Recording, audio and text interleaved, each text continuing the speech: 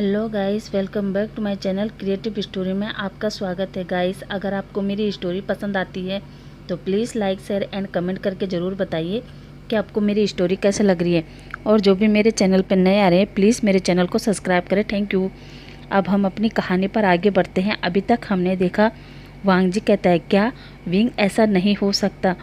लैन family कोई छोटा मोटा बिजनेस नहीं है बल्कि एक एम्पायर है और इस एम्पायर को तोड़ने की किसी में भी हिम्मत नहीं है, ख़ास तौर पर चाइना में। और गगा तो बहुत बड़े बिजनेसमैन है, यहाँ तक कि डैड तो बिजनेस के बहुत बड़े टाइकून हैं। नहीं विंग, गगा से ऐसी गलती नहीं हो सकती। विंग कहता है हाँ वांग जी, अब आगे इसलिए मैंने हेपेन से कहा है वो सारी जानकारी निकालने के लिए। वांग जी कहता है उससे पहले मुझे डैड से बात करनी होगी। और वांग जी अपना फ़ोन निकालता है और कुरेन के फ़ोन पर कॉल करता है। मगर पिछले 5 सालों से कुरेन तो कोमा में है, इसलिए उसका फ़ोन घर के किसी कोने में स्विच ऑफ पड़ा हुआ था। इधर सीचेन और मैडम लैन दोनों ही अचानक आए हुए इस परेशानी को हैंडल कर रहे थे, मगर उन्हें समझ ही नहीं आ रहा था कि आखिर उनसे गलती कहाँ हुई और उनके सारे शेयर किसके पास है। यहाँ तक कि जितने भी शेयर होल्डर थे वो सभी सीचेन और मैडम लैन को प्रेशराइज कर रहे थे कि उनको उनका पैसा अभी चाहिए। मैडम लैन और सीचेन सभी से रिक्वेस्ट कर रहे थे कि उन्हें कुछ टाइम दो, वो सब चीज़ हैंडल कर लेंगे, मगर कोई भी बिजनेसमैन नहीं मान रहा था और वो सीचेन और मैडम लैन पर अग्रेसिव होने लगे थे।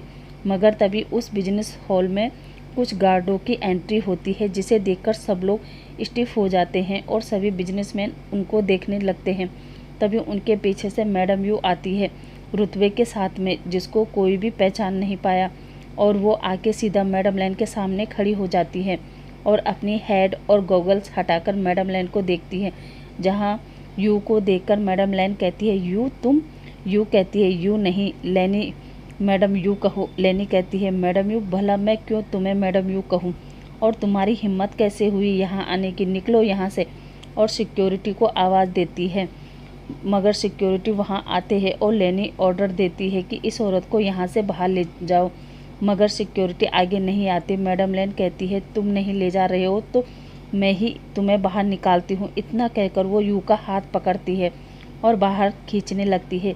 तभी यू अपना हाथ झड़कती है और लेनी को थप्पड़ मारते हुए पुश करती है जहाँ लेनी गिरने वाली थी। तभी सीचेन पकड़ लेता है और यू मैडम लैन से कहती है तुम्हारी हिम्मत कैसे हुई मुझे छूने की, यू आर पुअर विच।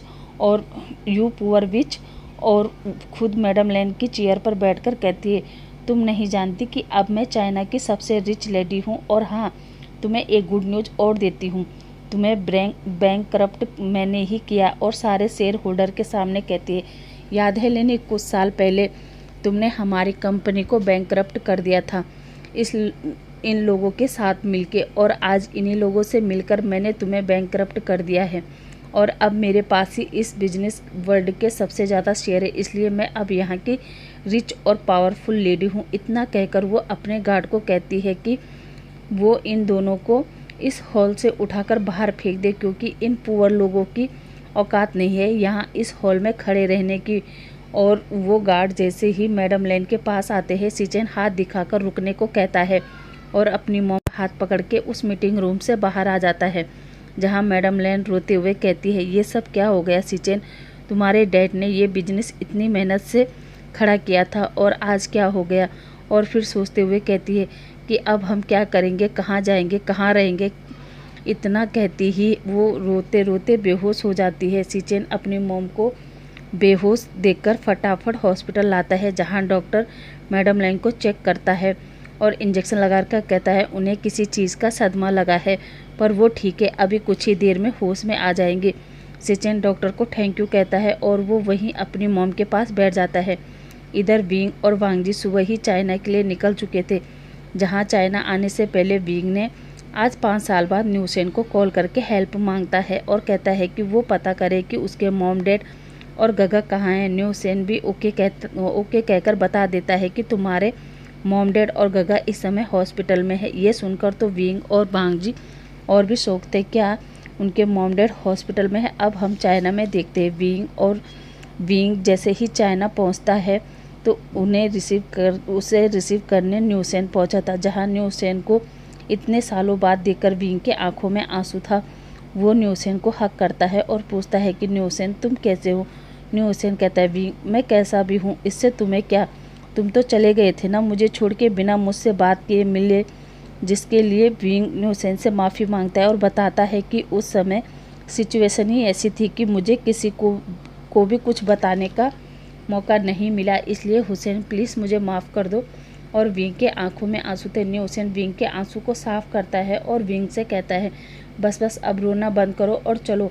अब सब लोग गाड़ी में बैठते हैं और विंग हुसैन से कहता है क्या तुमने पता किया ये सब हमारी फैमिली के साथ किसने किया है या फिर हमारी तरफ से गलती हुई है। हुसैन विंग से कहता है नहीं विंग, ये तो पता नहीं चला, पर हाँ तुम्हारी कंपनी के सारे शेयर किसी मैडम यू ने खरीदे हैं। विंग कहता है क्या मैडम यू ने? हुसैन कहता है हाँ विंग, क्या तुम जानते हो मैडम यू को? विंग कुछ कहने वाला था, तभी हुसैन कहता है विंग वैसे तुम्हारे हस्बैंड कहाँ हैं? वो भी चाइना आने वाले थे ना, तुमने तो मुझे फ़ोन पर बताया था कि तुम और तुम्हारे हस्बैंड वांग जी आ रहे हैं, फिर वो कहाँ हैं? विंग कहता है हाँ वो आने वाले थे, इनफैक्ट साथ में ही थे, पर अचानक उन्हें कुछ अर्जेंट काम आ गया तो उन्हें रुकना पड़ा, इसलिए मैं आ गया। हुसैन ओके कहता है और विंग से कहता है क्या तुम हॉस्पिटल जाना चाहते हो या फिर होटल में? विंग कहता है नहीं मैं पहले हॉस्पिटल चलना चाहूँगा। हुसैन ओके कहता है और वो हॉस्पिटल के लिए निकल जाते हैं।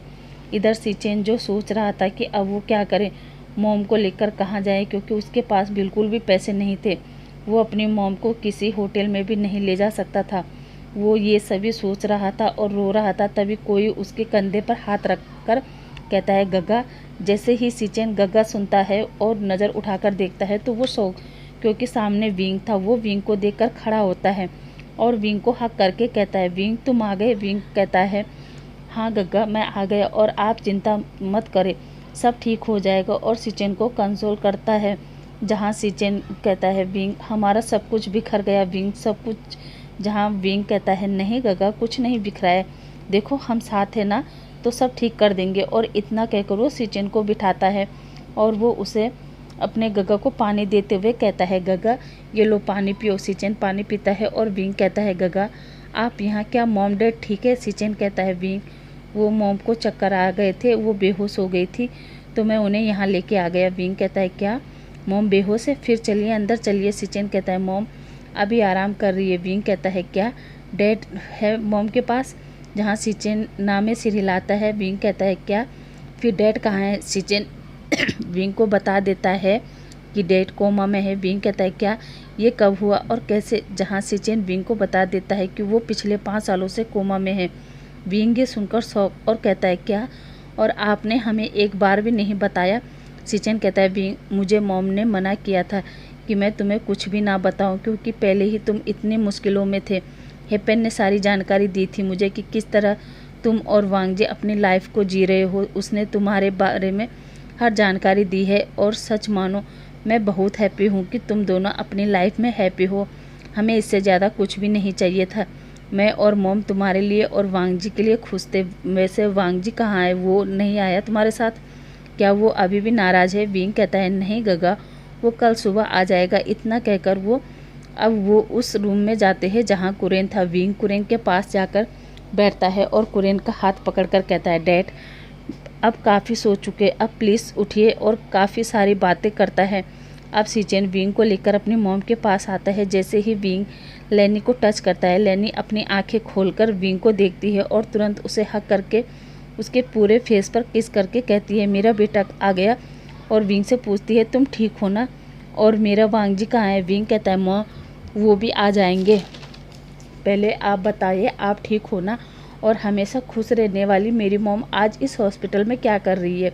शायद वो भूल गई है कि वो मैडम लेन है। ये सुनकर लेनी रोने लगती है और विंग को हक करके कहती है नहीं विंग, मैं कैसे भूल सकती हूँ कि मैं मैडम लेन हूँ, जबकि मेरे पास तो मेरे 3 बेटे हैं।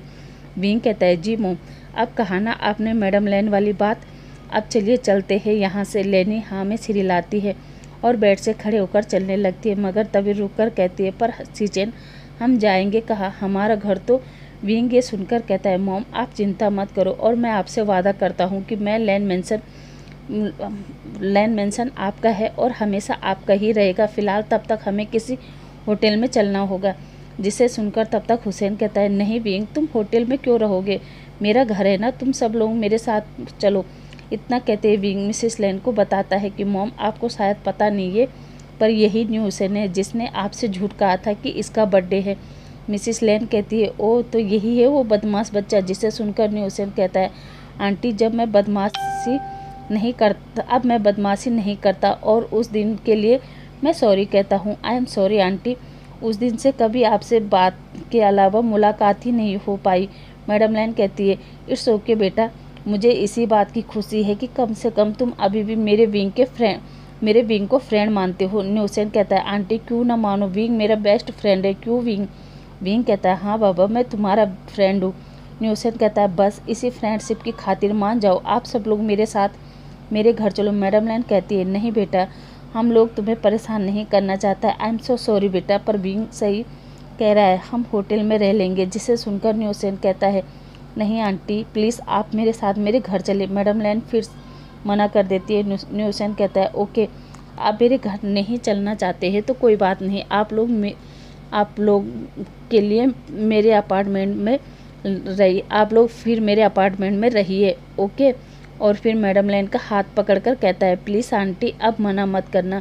मैडम लेन विंग की तरफ देखती है। विंग कहता है मॉम हाँ कर दीजिए वरना ये हमें नहीं छोड़ेगा। मिसिस लेन ओके कह देती है। अब वो सभी लोग न्यू हुसैन के अपार्टमेंट में चले जाते हैं और न्यू हुसैन सबके लिए बाहर से डिनर ऑर्डर करता है और वो लोग डिनर करके मैडम लेन को आराम से सुला देते हैं। अब सीचेन, न्यू हुसैन और विंग बाहर हॉल में बैठकर आपस में डिस्कस करने लगते हैं कि आखिर मैडम यू इतनी रिच और पावरफुल कैसे बनी कि उन्होंने पूरा लैन एम्पायर को 1 मिनट में हिला दिया। जिस पर सीचेन कहता है पता नहीं विंग, वैसे मॉम ने 5 साल पहले उन्हें बैंकरप्ट कर दिया था, उसके बाद तो मुझे नहीं लगता कि वो अपने दम पर इतना पावरफुल बनी होंगी। ज़रूर इसके पीछे किसी का हाथ है। विंग कहता है ऐसा कौन हो सकता है, क्योंकि जहाँ तक मुझे याद है उनके फैमिली बैकग्राउंड में कोई भी पर्सन इतना रिच और पावरफुल नहीं है। तभी न्यू हुसैन कहता है फिर तो हमें पता करना होगा कि आखिर कुछ दिनों में ऐसा क्या हुआ कि मैडम यू इतनी पावरफुल बन गई। कहीं उनके हाथ अलादीन का चिराग तो नहीं लग गया जिसे उसने घिसा हो और जिन बाहर आया हो। विंग कहता है हुसैन तुम क्या बकवास कर रहे हो। हुसैन कहता है मैं बकवास नहीं कर रहा, तुमने स्टोरी में पढ़ा नहीं कि अलादीन के पास चिराग था। विंग कहता है पढ़ा है, पर हमें देखना होगा कि मैडम यू का जिन कौन है। फिलहाल गगा आप भी आराम करें, और हाँ हुसैन तुम भी आराम करो, कल वांग जी भी आ जाएगा, तब देखते हैं हम क्या कर सकते हैं। सभी हाँ में सिर हिलाते हैं। अब सीचेन अपनी मॉम के कमरे में चला जाता है, क्योंकि उस अपार्टमेंट में 2 ही रूम थे, इसलिए एक रूम में सीचेन और उसकी मॉम और दूसरे रूम में विंग था। अब सीचेन के जाने के बाद विंग कहता है हुसैन अब तुम भी सो जाओ, गुड नाइट इतना कहकर वो जाने लगता है। मगर तभी न्यू हुसैन विंग का हाथ पकड़कर कहता है विंग क्या तुम्हें नींद आ रही है क्या। विंग कहता है क्यों। हुसैन कहता है अगर तुम्हें नींद नहीं आ रही है तो क्या हम बातें करें, वैसे भी मुझे ढेर सारी बातें करनी है तुमसे। विंग कहता है ओके बताओ क्या बात करनी है। हुसैन कहता है विंग सबसे पहले ये बताओ कि तुम ठीक तो हो ना, खुश तो हो ना। विंग हुसैन का हाथ पकड़ते हुए कहता है हाँ हुसैन मैं बहुत खुश हूँ, वांग जी मेरा बहुत अच्छे से ख्याल रखता है और मुझे प्यार भी बहुत करता है। हुसैन मैंने कभी सोचा नहीं था कि वांग जी मुझे इतना प्यार करेगा। हुसैन कहता है क्या मतलब। विंग कहता है तुम्हें नहीं पता हुसैन, मैंने अपनी लाइफ में क्या क्या फेस किया था।